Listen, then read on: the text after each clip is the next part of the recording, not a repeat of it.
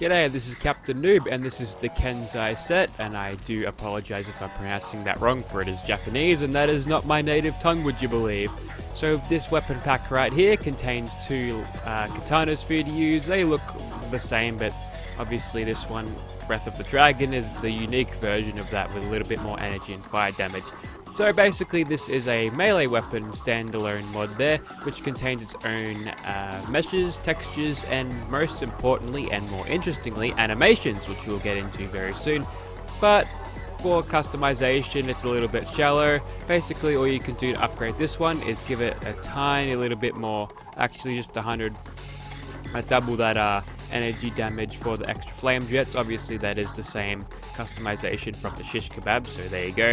And for this one you can just give it a chance to disarm, which melee weapons already sort of do, so that's probably taken from the ripper there. So chance to disarm, better at damage, yep, that little ripper, the hook blade on it, or whatever it's called. Anyway, so we'll chuck that on and maybe we'll give those both a go, or maybe we'll just use a flame one. But here we are in Good Neb. You might have noticed the change in scenery here, and basically we've got a little bit of time to show you how you actually get this weapon. If you want to find yourself in Good Neighbor, there's a memory den there for reference, and you'll find it all on this corpse here. So not only will you find weapons, you'll also find a little bit of unique apparel too, so I'll just go ahead and chuck that on. You can look like this if you want to.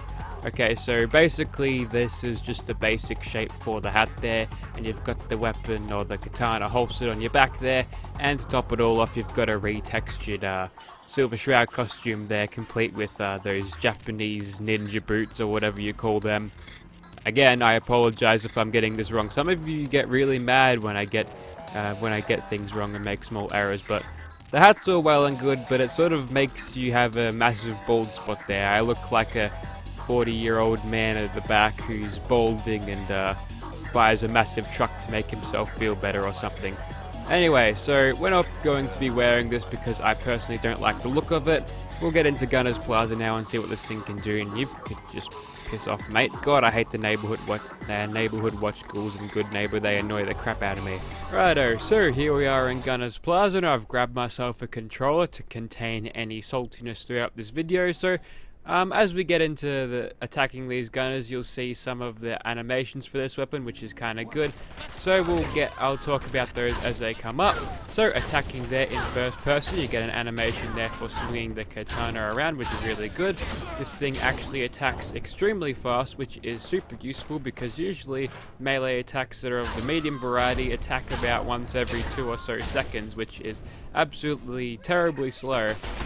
We'll take out these turrets in VATS, there we go, just forgetting the buttons a little bit there, and then we'll get into some third person killing. So as you can tell there, we're moving around in a custom animation made by the modder, which is good. Now the modder did say that they suggest that I should use their personal settings to actually have the third person camera in the right position, because sometimes it does get a little bit awkward.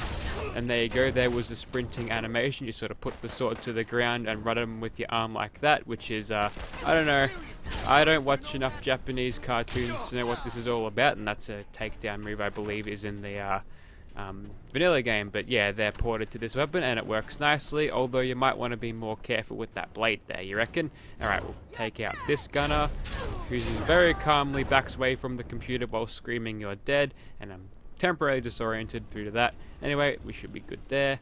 We'll move on to this next room here and take out each and every one of these turrets.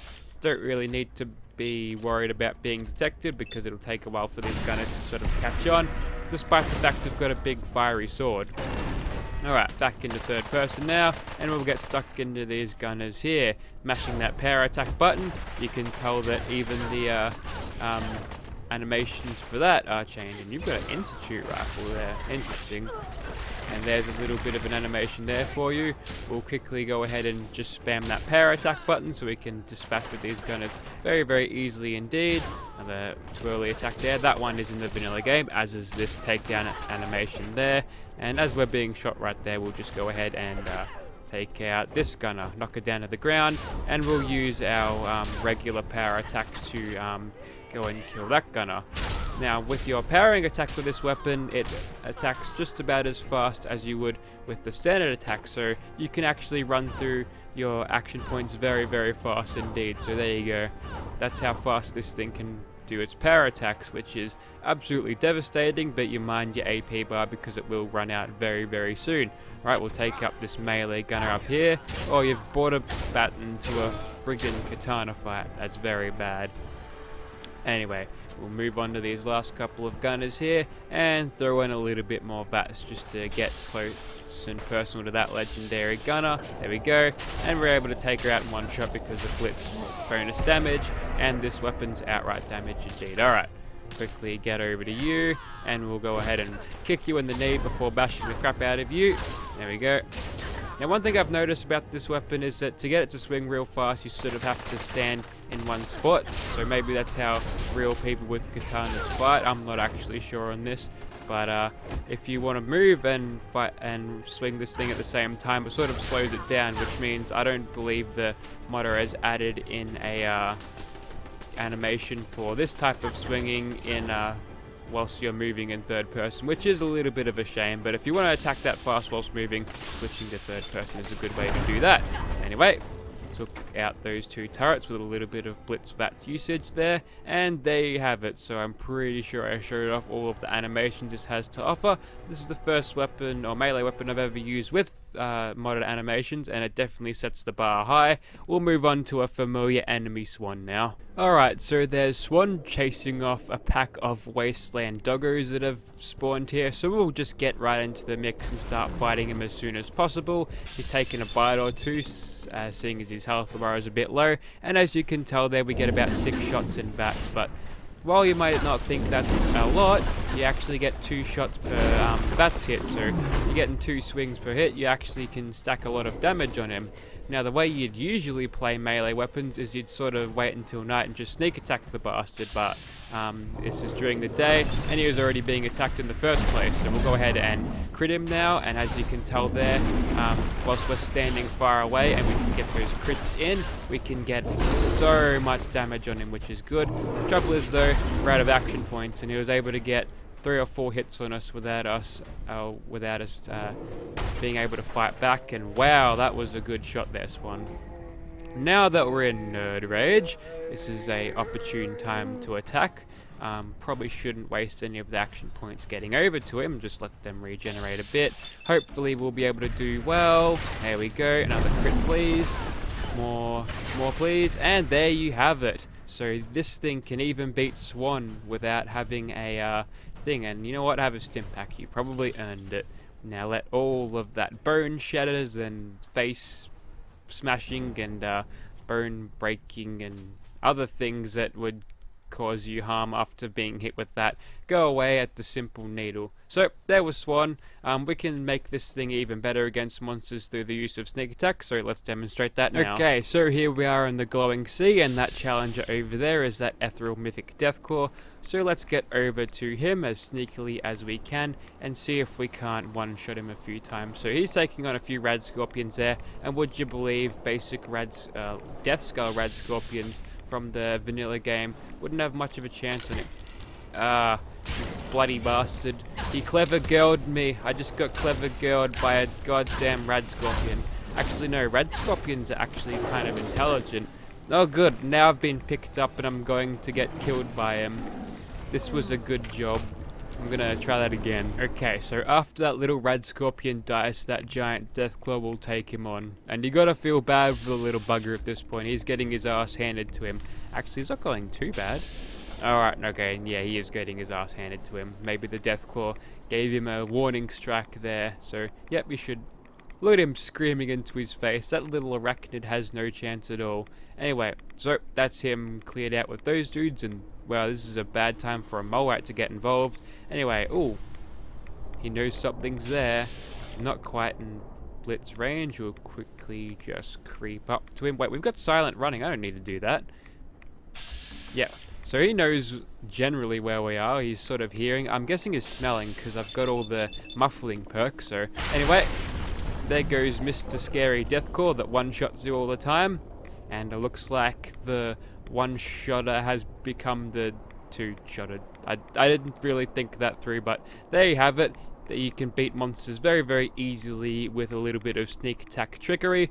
We'll move on to something new now. Okay, so here we are at Big John Salvage here. Now, I usually don't test weapons on endgame super mutants because I find them obviously too tanky and therefore annoying to fight. But this weapon really doesn't give a shit about that. So we can go ahead and take on even dusky Yaoguais and get them killed in just a few hits using bats, and off that doggy goes, that wasteland super mutant doggo. Yep, and these super mutant warlords will basically get killed. Oh, there's a detonator around here somewhere. Where are you, mate? I'll take you on. I'll take you on, mate. There we go. Probably the stupidest thing you could do to a super mutant suicider, but we managed to get away with that. Must have been a low tier 1, but they still do about the same damage regardless of what level they are. Anyway, enough of using bats. We'll just butcher this one with a little bit of regular there, and whilst it takes a little bit longer, keep in mind that these blokes do have in excess of 1,000 health, so any hits on them is going to look pretty bad. Even with your explosive miniguns, they still take quite a bit of punishment from that. That poor basic super mutant didn't know what was coming. And where's this bloke? Oh, I miss you. Just another warlord, that's fine. We'll just hit him in the face there, and he will go down very, very easily indeed. Alright, next target, so those blokes over there. So we've got 2 warlords and a skirmisher. Mr. Skirmisher is only tier 2 super mutant, so he'll go down in one shot most likely. We'll take out this warlord first. Oh, looks like I've drawn the 2 warlords out here, so yep, there we go. And I doubt having a bunch of warlords in the same area would really make a lot of sense. Now I'm referring to something different, but anyway, this thing, although we're facing very, very overpowered and high tier super mutants, I'm getting super mutant overlord vibes from Fallout 3. Oh, wasteland doggo, come here, mate. No, we got him. We got him even though we weren't directly hitting him. Thank you, Big Leagues 4. Quickly get rid of you with a bit of power attacks. Nope, looks like Ricochet got him first. And the last one that remains is the chief around here. And if he goes down, this place will be cleared, and these super mutants will be gone for quite a while. And here only got a basic assault rifle. Okay, looks like we're going in a fist fight. Never bring fists to a katana fight, it usually doesn't go well. Anyway, so we'll take our spoils of war there in the form of a mini nuke and a penetrating shish kebab. Have I tested that weapon before? Maybe I would have back in my PS4 days, but there you have it.